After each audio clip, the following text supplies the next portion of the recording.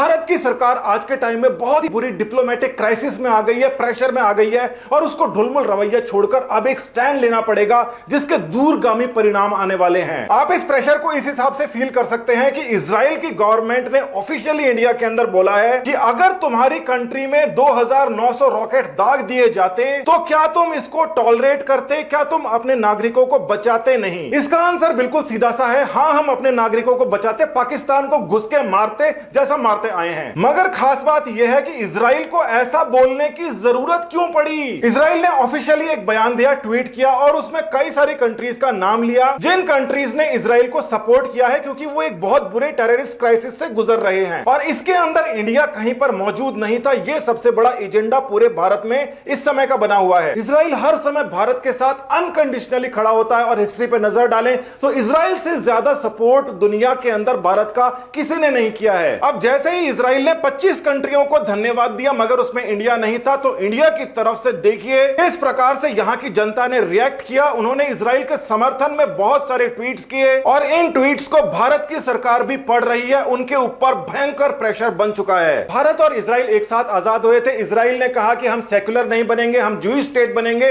भारत ने कहा कि पाकिस्तान हालांकि इस्लामिक स्टेट बन रहा है मगर हम सेक्युलर स्टेट बनाएंगे और सबको दिखाएंगे कि सेक्युलरिटी के अंदर कितना ज्यादा प्रोग्रेस होती है। अब देखिए इजराइल बन गया एक ज्यू नेशन और इंडिया बन गया एक सेक्युलर स्टेट, मगर यहां पर भी डेमोक्रेसी चलती है। बच्चे बच्चे को पता है कि डेमोक्रेसी के अंदर रिलीजन का कोई भाग नहीं है, मगर सबको यह भी पता है कि रिलीजन के बिना किसी भी प्रकार की डेमोक्रेटिक कंट्री के अंदर वोटिंग नहीं हो सकती। यह एक ऐसा बड़ा खुला सच है जो सबको पता है, मानता कोई भी नहीं। और भारत के अंदर हमेशा संविधान की बात हो या ना हो, रिलीजन और तुष्टीकरण की बात हमेशा होती है। अब देखिए इजराइल एक ज्यूइश स्टेट होने के बाद में भी सेक्युलर इंडिया को हमेशा से सपोर्ट करता है, जबकि इंडिया के अंदर इतने मुस्लिम्स हैं जितने पैलेस्टीन के अंदर भी नहीं हैं। कॉन्स्टिट्यूशन के ऊपर अपने रिलीजन को रखने वाले जाहिल कट्टरपंथी इसी समय वीडियो छोड़कर चले जाएं और गाली देते हुए जाएं क्योंकि यही तुमको आता है। हम यहां पर सीरियस बात कर रहे हैं। तो यहां पे एक कंट्री है जो दूसरे कंट्री को हमेशा मदद करती है,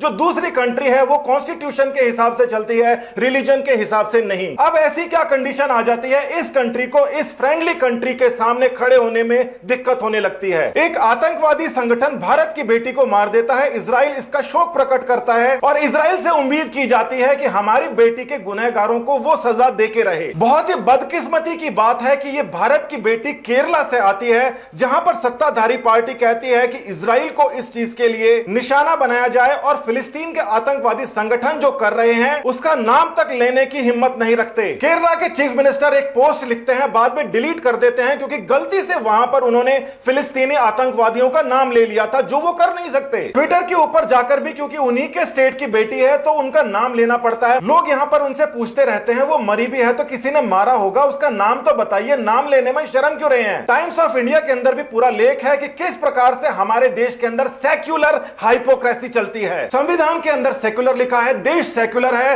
और देश का साथी वही है जो देश को मदद करे। यहां पर उसकी मदद नहीं कर पा रहे। यह इजराइल वही है जो 1971 से लेकर आज तक हर एक वॉर के अंदर इंडिया के लिए बहुत ही महत्वपूर्ण रहा है, महत्वपूर्ण सपोर्ट दिया है। 1971 के अंदर इंदिरा गांधी चाहती थी कि बांग्लादेश को आजाद कराए मगर भारत के पास सामान ही नहीं था। 1971 के अंदर हीरो का दर्जा इंदिरा गांधी को दे दिया गया मगर दस्तावेज कोई भी नहीं बनाए गए। हाल ही के अंदर जब दस्तावेज सामने आते हैं तो पता पड़ता है कि उस समय सबसे ज्यादा मदद की थी इजराइल ने। यह कोई खैरात में दी जाने वाली एक्सेस सामग्री नहीं थी। उस समय इजराइल ने जो मदद की थी एक प्रकार से अपना पेट काट कर मदद की थी। इजराइल और ईरान के रिलेशंस ठीक नहीं थे। ईरान का सामना करने के लिए इजराइल ने जितना सामान इकट्ठा किया था उस पूरे सामान को डाइवर्ट किया गया और वो डाइवर्ट होकर इंडिया में आया जिसकी वजह से इंडिया वो वॉर जीता। और खास बात यह है कि उस समय तक इंडिया के कोई भी डिप्लोमेटिक रिलेशंस इजराइल के साथ में यहां के लोगों ने जो सेक्युलर थे नहीं बनाए थे। इस गलती को पहली बार 92 के अंदर संभाला गया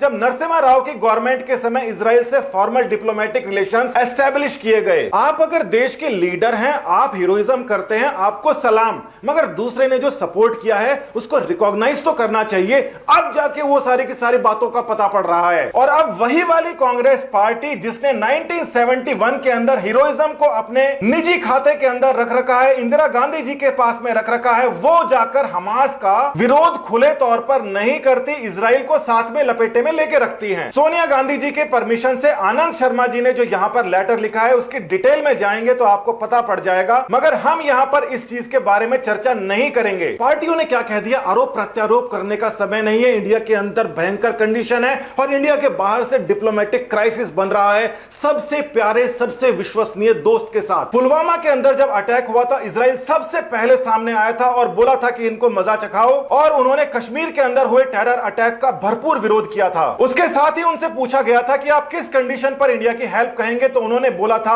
अनकंडीशनल हम इंडिया की हेल्प करेंगे, किसी भी प्रकार का टेरर हो हम उसके खिलाफ हैं, इंडिया के हम साथ हैं। कंट्रीज इस प्रकार से डिप्लोमेटिक स्टैंड नहीं लेती, सीधा तौर से समर्थन में आ जाए। नपे तुले शब्दों के अंदर हमेशा से गेम करने वाली जो आदत है वो विश्व में हर किसी को है। इजराइल के ऊपर जब भी टेररिस्ट अटैक होता है तो India United nation security council में क्या बोलता है कि हम हर प्रकार के वायलेंस के खिलाफ हैं, स्पेशली जो गाजा से रॉकेट गिर रहे हैं। इसके साथ ही भारत की जो बेटी भारत की नागरिक का मर्डर हुआ है उसके लिए उन्होंने कहा और बोला कि ये लड़ाई बंद कर दो, जिस भी प्रकार का स्टेटस है वैसा ही चलने दो, जैसा कि कश्मीर के अंदर भी हमारे हमेशा चलता ही रहता है, उसके ऊपर फिलहाल तक तो कुछ हुआ नहीं है। कारगिल वॉर के अंदर इंडिया अकेला था, यूनाइटेड स्टेट्स तक ने वहां के जीपीएस कोऑर्डिनेट्स बंद कर दिए थे, जिससे हमारी मिसाइल्स हाई प्रिसीजन टारगेट नहीं लगा पा रही थी और सबको मना कर दिया था कि इंडिया की हेल्प फिलहाल कोई नहीं करेगा। मगर इजराइल को वो नहीं रोक पाया। इजराइल ने कारगिल वॉर के अंदर भारत की भरपूर मदद की हाई प्रिसीजन लेजर बॉम्बिंग के साथ। यूनाइटेड स्टेट्स और अलग कंट्रीज बोल रही थी कि जितना भी तुम्हारा सामान अभी इंडिया जा रहा है उसको डिले करो, मगर इजराइल ने क्या किया, उसने डिले की जगह और जल्दी भेजा सामान। देश का मतलब कॉन्स्टिट्यूशन, जिसकी रक्षा करने के लिए हमारे सैनिक लड़ते हैं और इजराइल उन सैनिकों को उस कॉन्स्टिट्यूशन की रक्षा करने के लिए सपोर्ट करता है, तो हमारे कॉन्स्टिट्यूशन ज्यादा आगे रखना चाहिए या ये तुष्टीकरण वाली राजनीति। इजराइल की 20% आबादी इस समय मर चुकी होती अगर वो टेक्निकली एडवांस्ड नहीं होते, उनके पास में आयरन डोम नहीं होता, मगर वो बचे, इसका मतलब ये नहीं है कि वो हमेशा बचे रहेंगे। उनको अपने नागरिकों, अपने देश की रक्षा करने का पूरा अधिकार है। और अगर इजराइल की एम्बेसी इंडिया के अंदर इस प्रकार के पोस्ट बार बार डालने पर मजबूर है, क्योंकि इंडिया खुलकर उसका समर्थन नहीं कर सकता, क्योंकि इंडिया की भी मजबूरियां हैं, तो ये सारी की सारी मजबूरियां रहते हुए आप कश्मीर और अन्य मुद्दों के ऊपर कैसे आगे बढ़ पाएंगे। कांग्रेस पार्टी और कम्युनिस्ट पार्टियों को अपनी फेसबुक की पोस्ट चेंज करनी पड़ जाती है, क्योंकि वो गलती से वहां पर टेररिस्ट का नाम लिख देते हैं। जिस संविधान में डेमोक्रेसी लिखा है उसकी वजह से जो लोग चुनकर आ रहे हैं वो उस डेमोक्रेसी और संविधान के साथ के अंदर अगर न्याय नहीं कर पाएंगे तो उनका न्याय नहीं अन्याय है। जो देशवासी इस संविधान के साथ हैं, रिलीजन को आड़े नहीं आने देते, वो तो हैं देश हितैषी, बाकी हैं देश विरोधी, देशद्रोही। भारत को अंदर से और बाहर से आ रही चुनौतियों का सामना करने के लिए एक बहुत ही महत्वपूर्ण स्टेप लेना पड़ेगा और वो लेने ही वाला है। इसके दूरगामी परिणाम होंगे और इससे भारत आगे जाएगा। सभी राजनीतिक पार्टियां, सभी धर्म संविधान के बाद आते हैं। अगर आप उनको ज्यादा ऊपर मानते हो तो अपने लिए कोई दूसरा देश देख लो, यहां पर आपकी दाल नहीं गलेगी। नमस्कार, धन्यवाद।